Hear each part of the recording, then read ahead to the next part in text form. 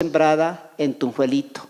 Y gracias a esa siembra de Camilo, la multitud de líderes sociales, de líderes comunales, de líderes comprometidos con el cambio social a partir de los valores más profundos de nuestra sociedad, de las raíces indígenas, las raíces campesinas, las raíces barriales, las raíces comunitarias, las raíces ciudadanas. Con toda esta cantidad de fuentes de valores, ¿cómo no lograr superar nuestras desavenencias, nuestros conflictos, nuestro trauma de violencia que tenemos y que todavía tenemos que superar? Camilo Torres aquí, en este proyecto de acción comunitaria en el barrio Tunjuelito, nos mostró un camino para superar los destrozos de la violencia, las raíces de la violencia, las estructuras de la violencia y poder superar esta historia tan dura que nos ha tocado vivir. Esto quisiera resaltarlo, quisiera en otro momento resaltar otro asunto que tiene que ver con Marquetalia, pero por ahora dejo este punto que tiene que ver con Tunjuelito, con la acción comunal y con la investigación, acción participativa.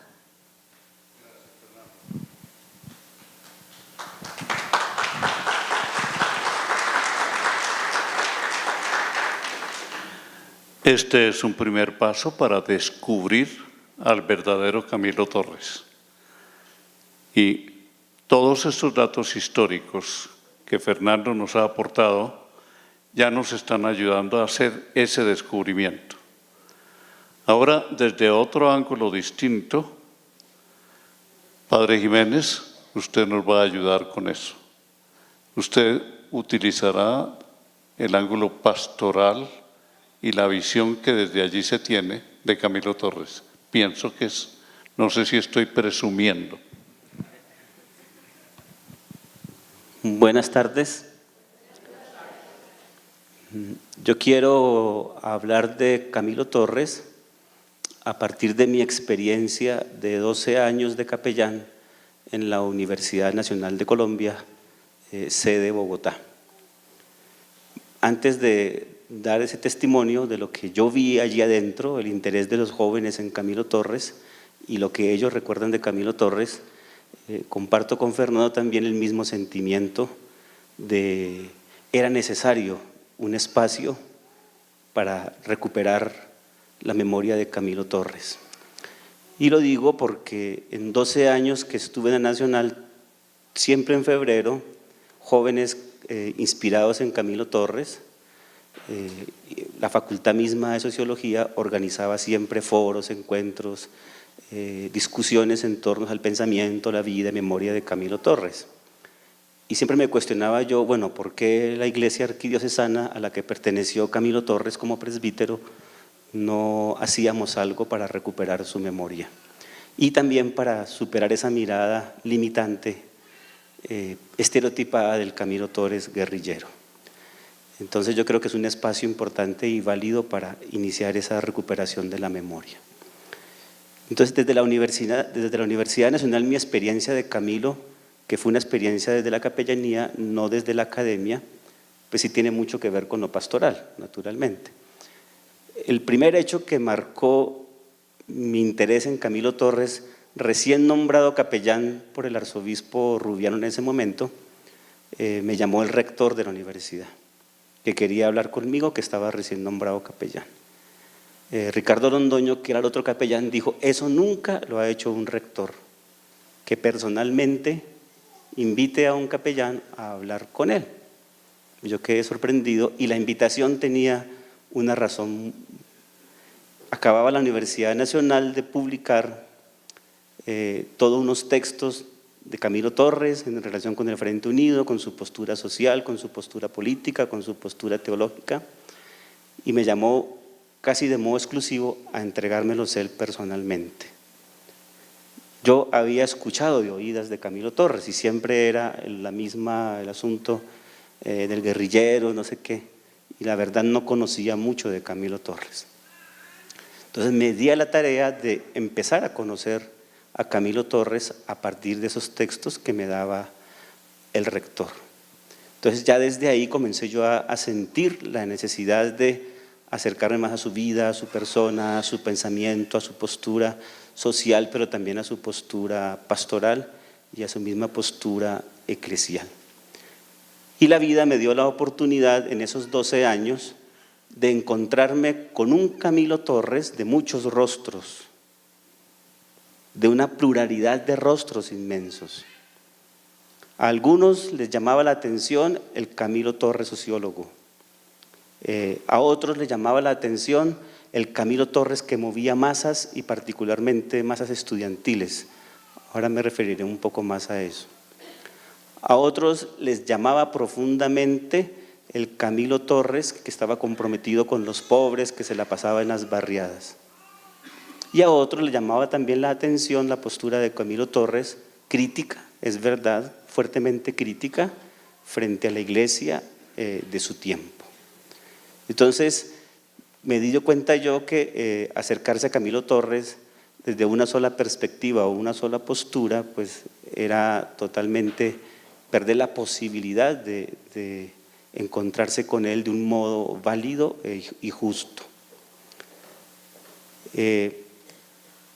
Desde la capellanía tuvimos la ocasión de ofrecer 2 encuentros sobre la vida, el pensamiento de Camilo Torres, pero también sobre su influjo. Alguno u otro tuvo que ver con la teología de la liberación latinoamericana, porque uno de sus profesores muy cercanos, que es François Outart, visitó Bogotá en 2 momentos y en esos 2 momentos él acudió a la capellanía. Fernando nos acompañó también en esas veces y fue los momentos en que más llena estuvo la capilla de la Universidad Nacional. La primera ocasión que tuvimos la ocasión de invitar a François Outart, no cabía la gente y yo me sorprendí mirando quiénes eran los que asistían y la gran mayoría era gente joven. Y no solamente jóvenes de la Universidad Nacional, sino me encontraba con jóvenes de otras universidades. Entonces, es a ese hecho particularmente que yo quiero referirme, porque en los escritos, en la postura de Camilo Torres, él confiaba mucho en la juventud universitaria como una fuerza de transformación social.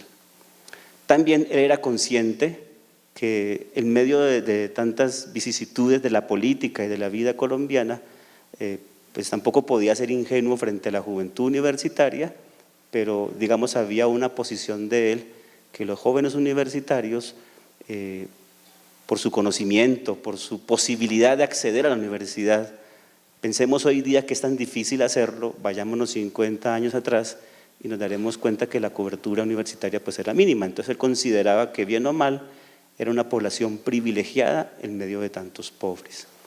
Luego él tenía claro que la juventud universitaria era un factor fuerte de transformación social. Entonces también tuve yo la oportunidad de encontrarme con jóvenes que, inspirados en el pensamiento de Camilo, hacían muchas cosas sociales, mucho trabajo social, mucho trabajo en barriadas, mucho trabajo comunitario.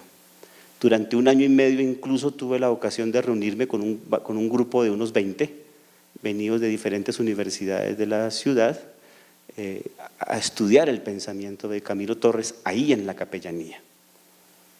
Y pensábamos, discutíamos, reflexionábamos, y quizás una cosa que seguramente Fernando también podrá ayudarnos a pensar más, lo que más le llamaba la atención a ellos de Camilo era el llamado al amor eficaz. ¿En qué consiste el amor eficaz? Camilo Torres, inspirado por el Evangelio, viendo la realidad social y política de Colombia, decía que el cristianismo, que invita al amor al prójimo, a un compromiso por el prójimo, ese amor no puede ser simplemente abstracto o neutro, tiene que convertirse en un amor efectivamente eficaz en orden de la transformación de las condiciones indignas de vida de mucha gente en nuestro país. La gran mayoría, como la llama a ellos, la gran mayoría.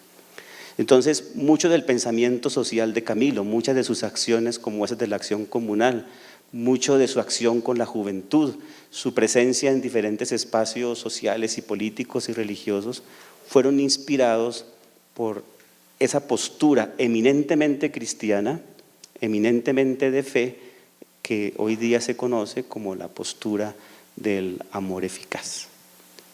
Y los jóvenes, muchos de estos jóvenes, algunos se decían católicos, algunos se decían cristianos católicos, pero pues uno conversando con ellos veían que su conocimiento de la escritura era casi nulo. Otros se decían que no eran no creyentes, pero que la figura de Camilo Torres los empujaba, los motivaba, los comprometía a una transformación de estructuras y a una transformación social en Colombia hoy día. Pero a todos, creyentes, no creyentes, un elemento que los unía, que los conjuntaba en torno a un propósito común, era el llamado de Camilo al amor eficaz, que es una postura eminentemente, una lectura que hecha desde el Evangelio, cuando Jesús dice: amaos los unos a los otros como yo os he amado. Y con esos grupos y en los distintos foros que tuve yo oportunidad de participar, que nos invitaban a nosotros desde la capellanía a ser parte de algunas discusiones o encuentros celebrativos, incluso allí siempre se celebraba la Eucaristía en febrero, conmemorando la memoria de Camilo Torres.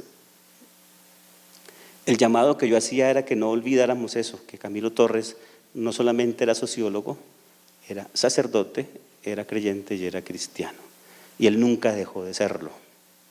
Siempre sus opciones fueron a partir de allí. Entonces, a mí me llamaba la atención profundamente, incluso estaba la figura de Camilo Torres siempre pintada allí en la biblioteca. Como les digo, muchos jóvenes se sentían movidos por él, entonces la